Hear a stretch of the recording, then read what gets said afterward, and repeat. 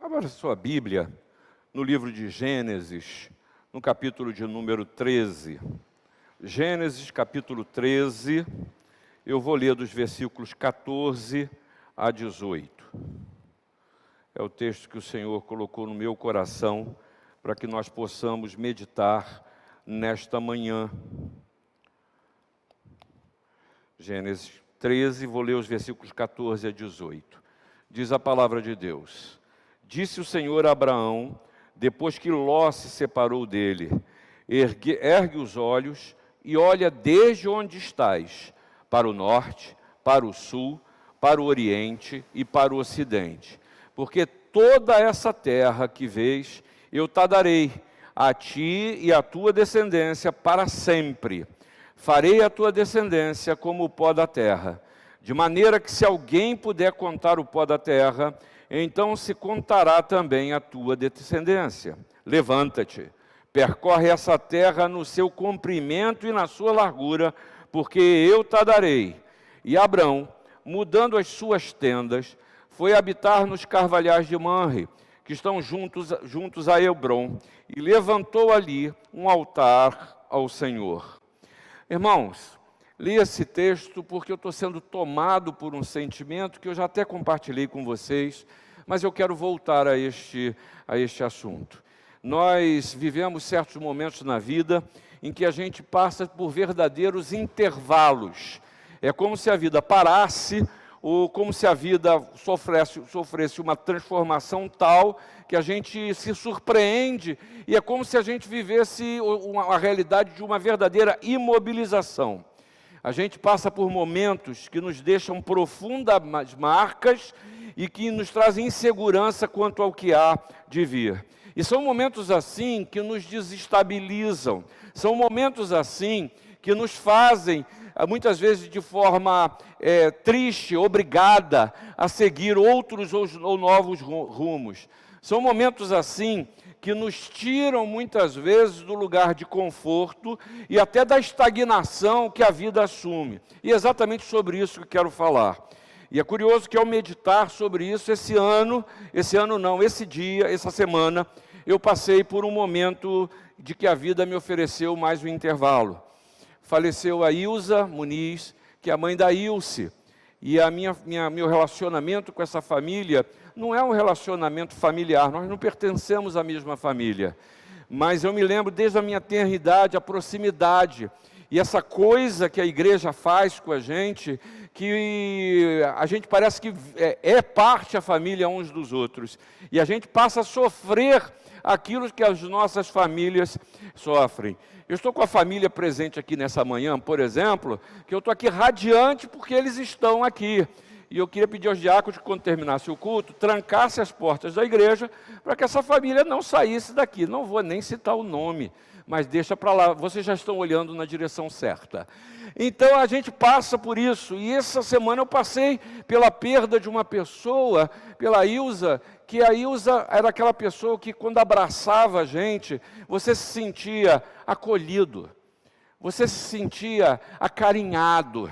E eu, em todas as minhas molecagens, feitos lá na região, lá em Vicente Carvalho, onde a gente ia passar na casa de uma tia-avó, e eles moravam em frente, às vezes com tanta molecagem, em vez de brigar, a Ilza abraçava e aquietava o moleque travesso.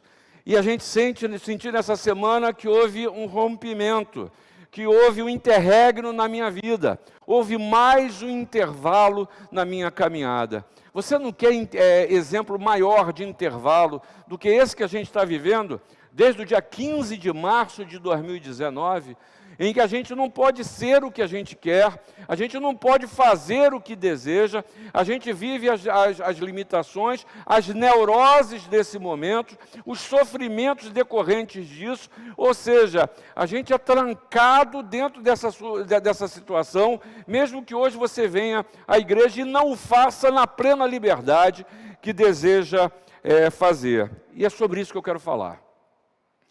Que os intervalos na vida, apesar de serem sofrimento, de serem duros para serem vividos, eles nos ensinam. Eles nos ensinam. E aí eu preciso que você entenda um pouco da história de Abrão até chegar nesse momento aqui. No capítulo 12, os versículos de 1 a 9, Deus fala para Abrão o seguinte: Abrão, sai da tua terra, sai da tua cidade, sai da tua família, leva só a tua mulher, teu sobrinho Ló vai junto, tá certo? Chega até Betel, e lá ele ergue um altar ao Senhor, ele anda ali na região, vai até o Neguebe, mas aí tem um problema. Ele começa a enfrentar lutas na terra.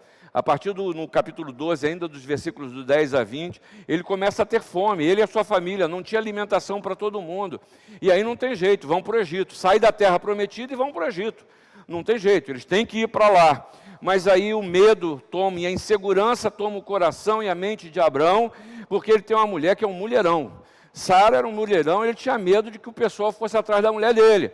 E ele, com medo de sofrer isso, fala assim: vou fazer o seguinte, vou contar para todo mundo que ela é minha irmã, que ela não é minha mulher. E ele mente, e ele peca nisso. E o faraó descobre isso, fala assim: você é louco? Você é louco? Eu vou sofrer um juízo por causa de uma mentira sua, e expulsa todos eles do Egito. Lá voltam eles para o Neguebe. A partir daí, no capítulo 13, já nos versículos de 1 a 13, Abrão começa a enfrentar lutas e intervalos da vida dele, agora no seio da sua própria família. Ele adora o Senhor quando volta, mas tem um problema: a família cresceu. E a quantidade de bens, de riqueza, começa a gerar problema dentro da própria família. Para você ver, né? Não é sempre a gente que tem falta, que sente necessidade, acha que a abundância traz felicidade, mas muitas vezes não traz não. Traz é problema. E isso acontece com a família de Abrão, que entra em contenda. E diz o capítulo 3, versículo 6, que eles não podiam morar juntos porque tinham coisas demais.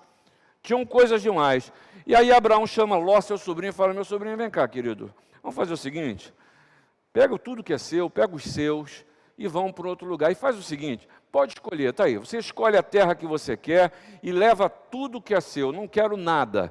E Ló escolhe as Campinas do Jordão. As Campinas do Jordão, um paredão rochoso, que tinha lá embaixo tremendo pasto, era o melhor da terra, perto do Rio Jordão, ou seja, ele tinha abundância de água, ele tinha todas as condições para prosperar ainda mais. E Abraão fica com o quê? Fica com a terra de Canaã. Sabe o que é isso, gente? Deserto. Não tinha nada. Qual é o saldo da história de Abraão até chegar nesse momento? Longe de casa, ele passa fome, ele demonstra as suas fraquezas pecando, ele se muda com frequência, briga na família, separação, o outro escolheu a melhor parte e sobrou para ele grandes intervalos na sua vida. E se você quiser se ver nessa história, é muito fácil. Como a gente vive esse momento de desestabilização do nosso conforto, da nossa certeza, da nossa segurança. Eu agora, no mês de janeiro, eu tentei tirar 15 dias de férias. Tentei. E aí a Ana falou: pô, não dá para fazer grandes viagens, mas vamos para Tiradentes. Tiradentes, interior de Minas Gerais. Pelo programa, fiz a reserva, tudo certo. 2 dias antes da viagem. Não sei o que aconteceu, eu fiquei incomodado, liguei para o hotel para saber. Aí o gerente do hotel falou: foi muito bom o senhor ter ligado. Porque é o seguinte, nós aqui na cidade estamos com bandeira vermelha. E com isso, todos os restaurantes estão fechados. Todas as igrejas, todos os museus estão fechados. E o hotel, ele só está com 50% da capacidade, a piscina está bloqueada, a sauna também. E ele continuou falando, até que eu pensei alto, eu falei sem pensar. Eu falei assim: então o que eu vou fazer em Tiradentes? E ele me respondeu: nada. Eu olhei aquilo, eu falei, e como é que eu faço? Porque eu já tinha perdido o prazo para cancelamento, ia perder dinheiro. Aí ele me deu as condições para conseguir fazer isso, e eu consegui desfazer. Resultado, eu não fiz nada. Ou seja, um cancelamento me trouxe o seguinte: eu vivo um período de férias em que eu não tenho, porque não tem para onde sair. Não tem para onde ir. Esse período de desestabilização é quando casais precisam mudar a sua data de casamento. Isso é um intervalo na vida, com todos os planejamentos realizados. É a dureza do que você enfrenta na vida. Abrão, O problema dele não era dinheiro, gente. Ele estava passando fome, cheio de bens, cheio de coisas, numa terra que não tinha o que oferecer.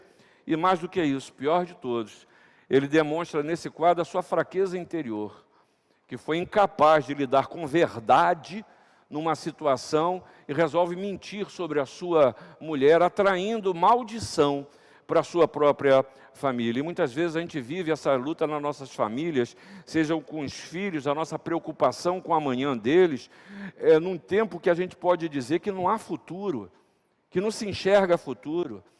Quem sabe nos nossos relacionamentos conjugais, na desestruturação da família, de gente mal amada, não amada, precisando de amor, querendo se sentir querida, aceita, importante, relevante, tudo isso produz interregno, produz intervalo na vida. Mas isso nos ensina, e é sobre isso que eu quero falar para você.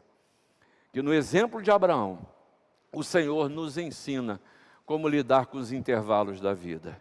Primeiro, os intervalos da vida nos ensinam que é preciso erguer os olhos, abrir os olhos. É a primeira coisa que no versículo 14, Deus fala a Abraão: Abraão, ergue os olhos, olha o todo.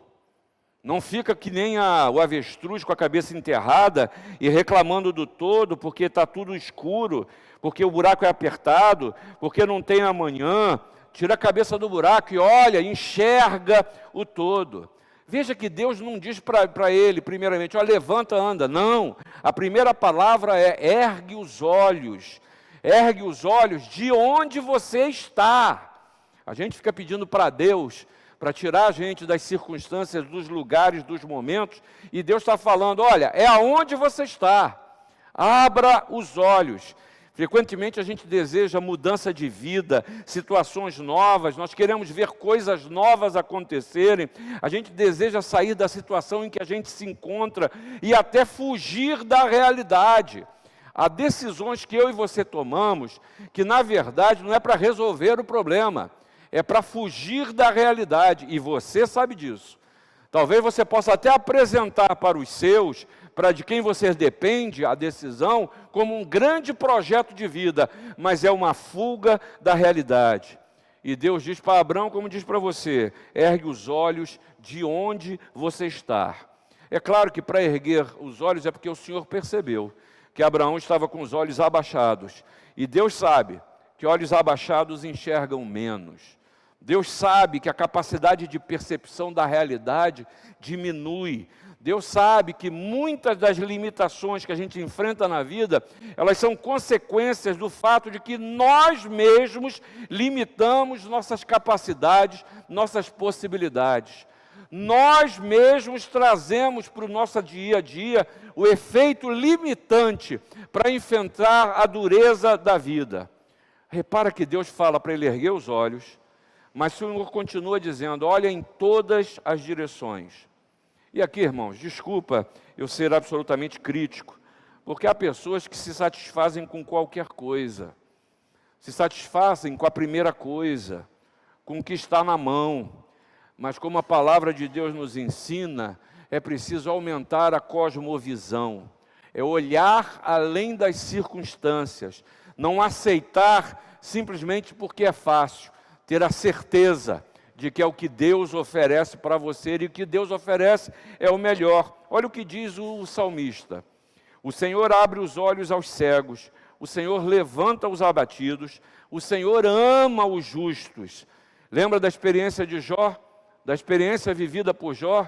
Sabe qual é a conclusão que Jó tira de toda aquela experiência de perda de tudo que era material, de perda do que era emocional em termos de família, mas em termos do seu próprio interior, de suas perdas em termos de saúde física?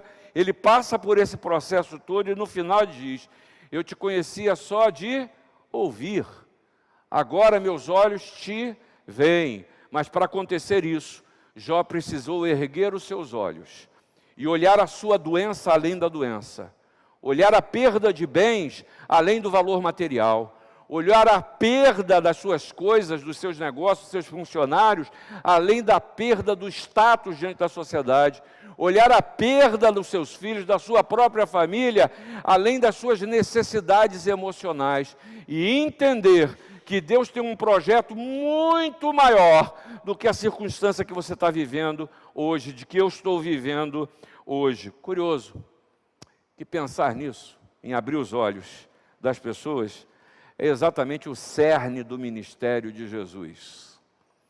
Quando eu olho e vejo que Deus deu a visão ao cego, o que me chama a atenção no texto é o milagre de não ver e passar a ver.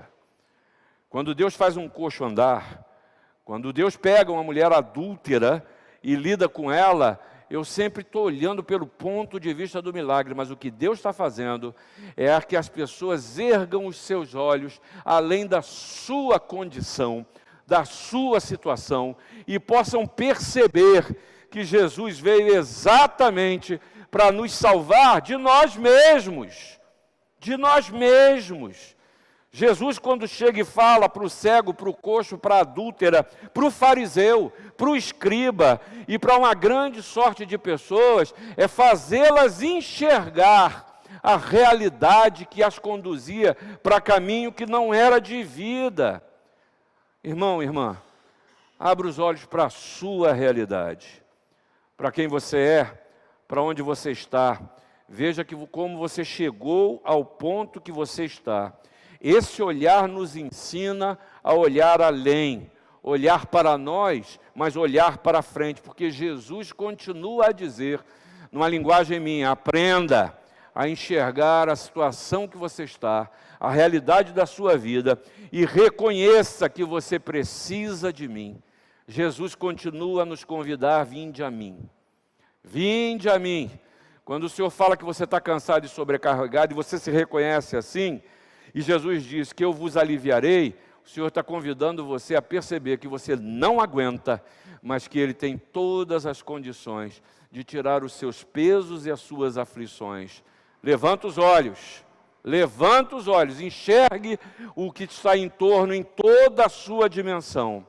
Mas há uma segunda coisa que os intervalos da vida nos ensinam, é que as promessas de Deus, elas se cumprem. E aqui, irmãos, desculpa, eu já falava isso às 9 horas, eu vou repetir. E agora para você me entender também. Eu estou com uma desconfiança que a confissão positiva, que o evangelho da prosperidade, com essa maneira de dizer que Deus é um Deus de dar e receber, que eu dou dinheiro para Deus e Deus é devedor de bênçãos para mim, esse tipo de relacionar é Deus que negocia a presença de Deus, a bênção de Deus. Isso tem gerado uma grande distorção naqueles que querem levar uma vida séria com Deus.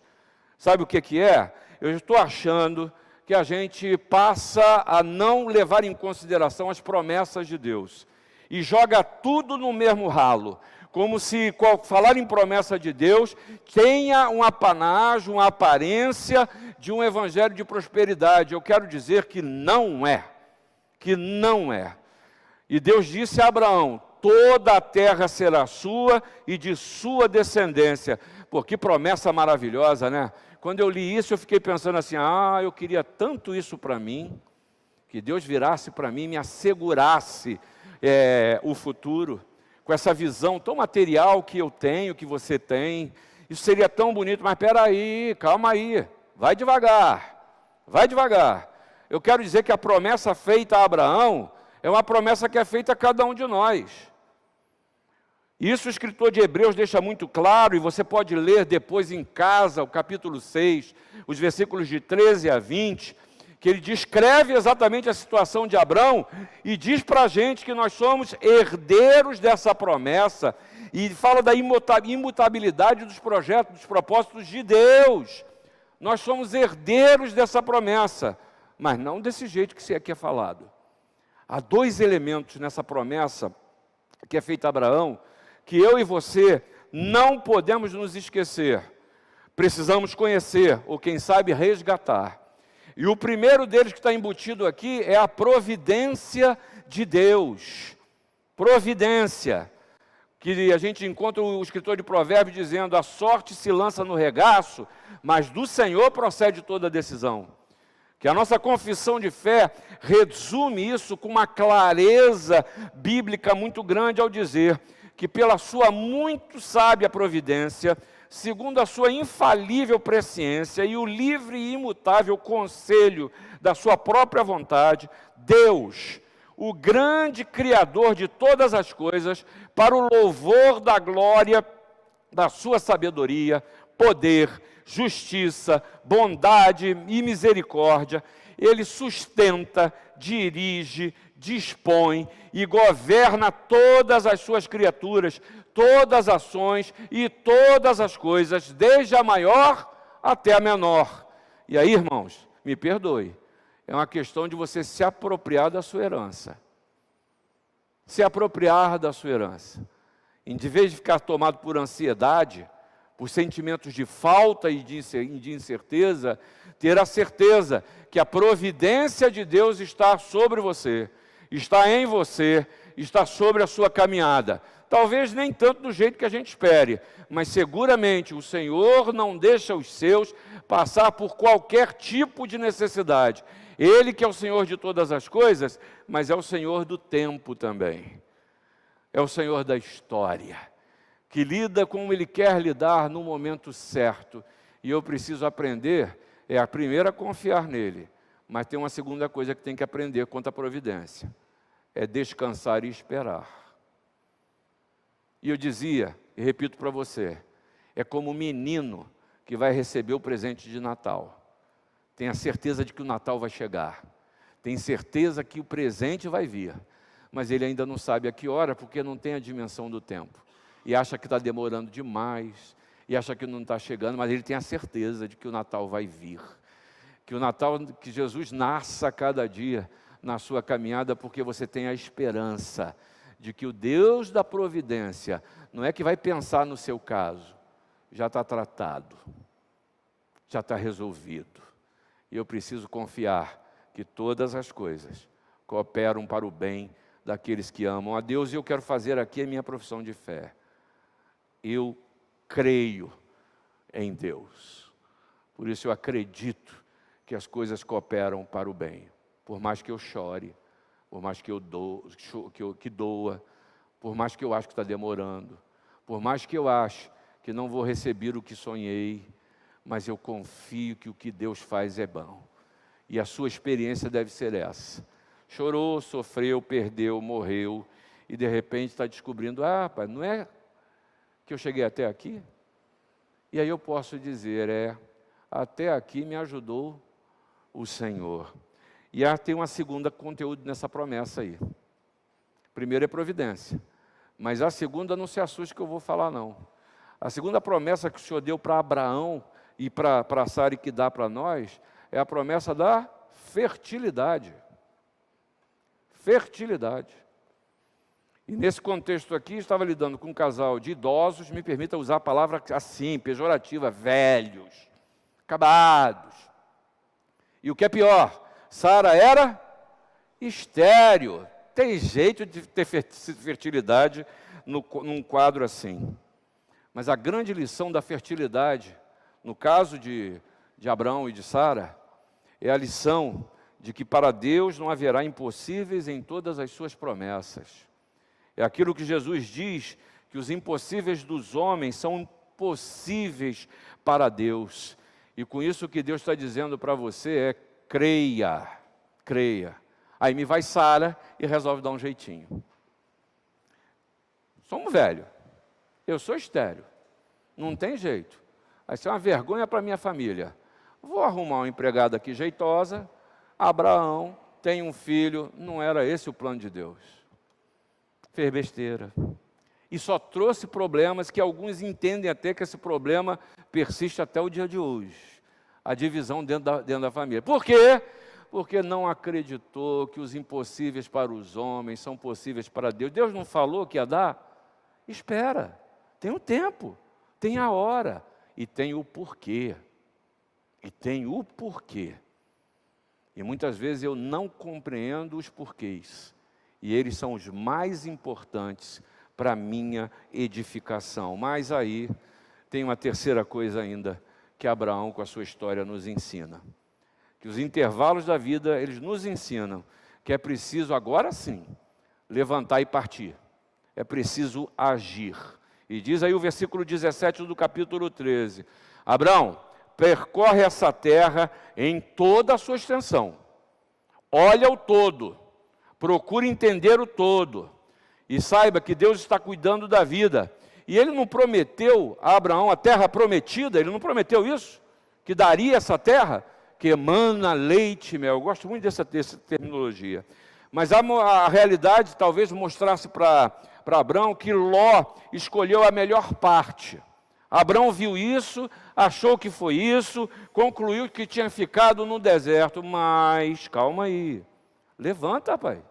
Vai ver a terra toda, busca conhecer, pesquisa, vai atrás. Deus falou, eu te darei a terra, essa é a promessa. E é interessante que eu preciso me lembrar que muito pode pela sua eficácia a súplica do justo. E tem muita gente reclamando e amargurada com a vida, mas sequer coloca suas questões diante de Deus. E Abraão fez isso. Mas há uma palavra, um termo, uma expressão aqui no final desse texto, no versículo 18, que norteia o porquê que Deus fala para Abraão, para ele olhar a terra no comprimento e na largura, de norte a sul, no oriente e no ocidente. Diz o último versículo, você pode ver aí, que Abraão mudou as suas tendas de lugar.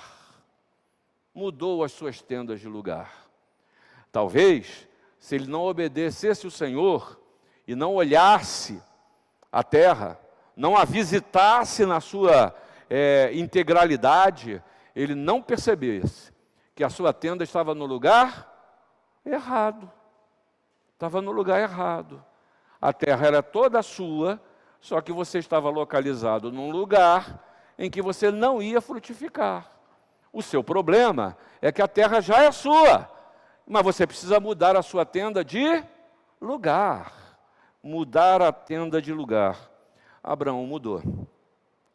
Mudou a casa, mudou a família, mudou a terra, mudou a perspectiva de vida. E eu acho, sem medo de errar, que tem gente presente aqui hoje, quem sabe ouvindo essa palavra pela internet, que está precisando mudar a tenda de lugar. E Deus tem mostrado o que precisa ser feito. Deus já deu consciência das suas promessas. Deus já mostrou a terra. E a pessoa continua com as estacas fincadas da sua tenda, num lugar que dali não vai ter água para beber, não vai ter alimento para o rebanho. A família não vai estar bem, basta você mudar para uma outra terra. E Abraão abre mão dos seus próprios pressupostos, reconhece ao olhar, ele se levanta, ele vê, ele reconhece que o tempo chegou. O tempo chegou de mudar. E ele assim o faz. E a primeira atitude diante dessa mudança que ele faz é reconhecer que é Deus que conduziu aquela mudança. E sabe o que diz o texto?